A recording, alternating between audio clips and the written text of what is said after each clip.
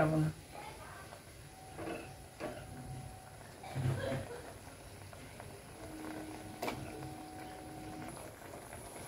বন্ধুরা, আজ আবার চলে এসেছি তোমাদের কাছে আর একটা নতুন রেসিপি নিয়ে।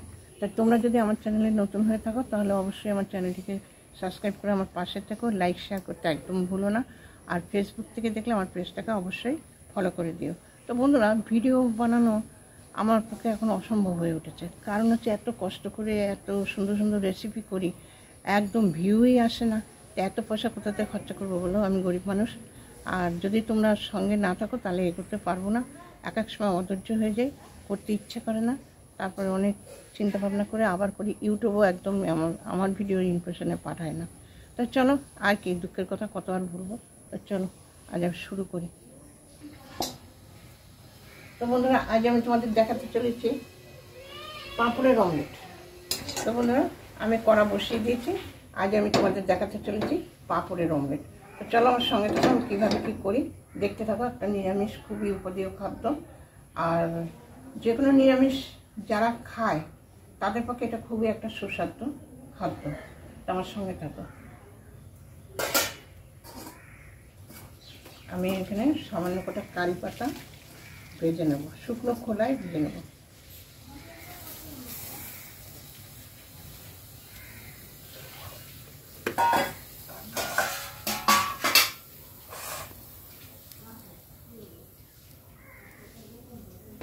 কাঠখোলায় কারি পাতাটা ভেজে দিচ্ছি।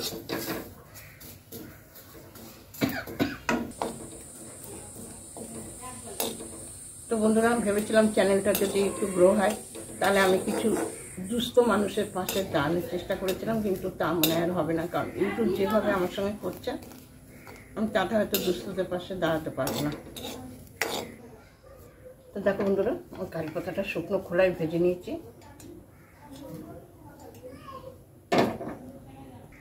সর্ষের তেল,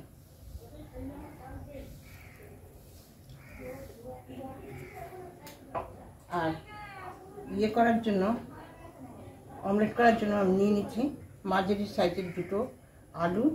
আর এই আলুটাকে আমি এখন ভালো করে ভাজবো। তার আগে কড়াতে আমি দিয়ে দিলাম কটা কাঁচা লঙ্কা কুচুনো। আমি আলুটাকে ভালো করে কুড়ে নিয়েছি, আর বারবার 2-3 বার করে ধুয়েও নিয়েছি। চলো আমি এর মধ্যে কি দিই না দিই দেখতে থাকা।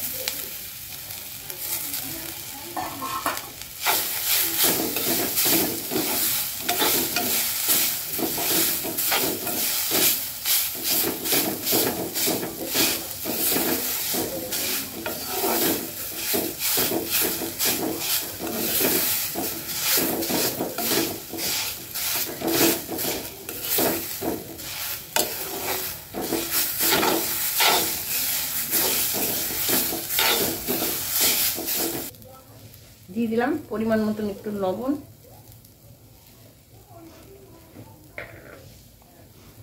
দিয়ে দিচ্ছি সামান্য একটু হলুদ, দিলাম একটু সামান্য লঙ্কার গুঁড়ো, দিয়ে দিচ্ছি একটু জিরের গুঁড়ো,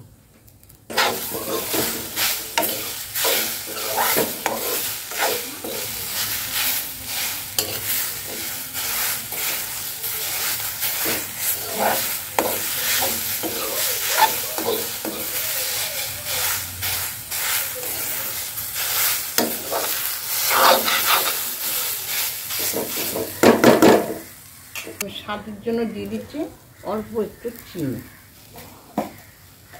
এবার বন্ধুরা, এটা এরকম খুব লো গ্যাসটাকে লো করে দিয়েছি। এটা ভাজা হতে থাকবে এরকম করে, একটা মন্দ মতন হতে থাকুক। আমি চলো পাঁপড়গুলোকে কী করে তাই দেখো। তো বন্ধুরা, আমি যখন থালার মধ্যে অল্প একটু জল ছড়িয়ে দিলাম, সামান্য জল, এতটা না হলেও হবে। এবার আমি পাঁপড়টাকে এর মধ্যে দিলাম।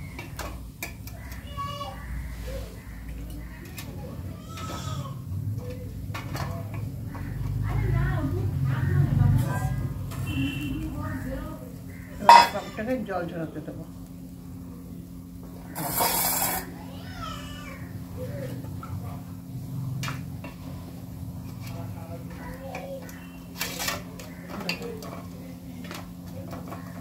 এবার আমি আবার পাপটাকে জল ঝাল করতে হবে। তো বন্ধুরা এবার আমি এই কারি পাতাটাকে শুকনো খোলায় ভেজে রেখেছিলাম, এবার এটাকে আমি গুঁড়ো করে নিয়েছি, এটাকে আমি এবার এরপর দিয়ে ছড়িয়ে দেবো। ব্যাস, এবারে আমি এটাকে নেড়ে চেড়ে নামিয়ে দেবো। আর কারি পাতা দিয়ে নাড়াচাড়া করা হয়ে গেছে, এবারে আমি মন্ডটাকে নামিয়ে নেব। এই যে আমি পাঁপড়টাকে নিয়ে নিয়েছি বন্ধুরা, এবার আমি এই যে এটাকে এই আলুটাকে এর মধ্যে দেব।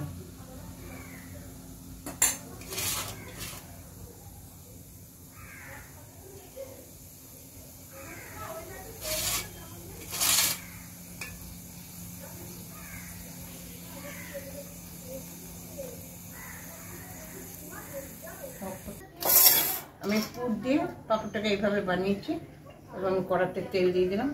আমি একে একে পাঁপড়গুলোকে ভেজে নেব। তো দেখো বন্ধুরা, আমি এটাকে ভেজে নিয়েছি। এইটা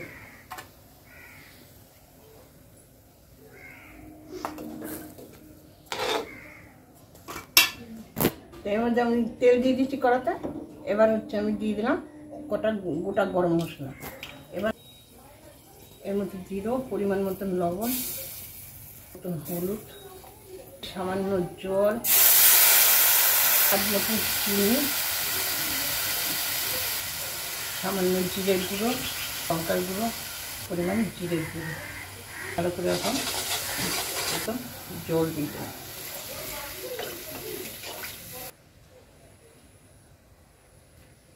আস্তে আস্তে আমি ঝোলটা ফুটে গেছে, আস্তে আস্তে এই পাঁপড়ের অমলেটগুলো দিয়ে দেবো এর মধ্যে। অমলেট দিয়ে বেশিক্ষণ আমি ফুটাবো না।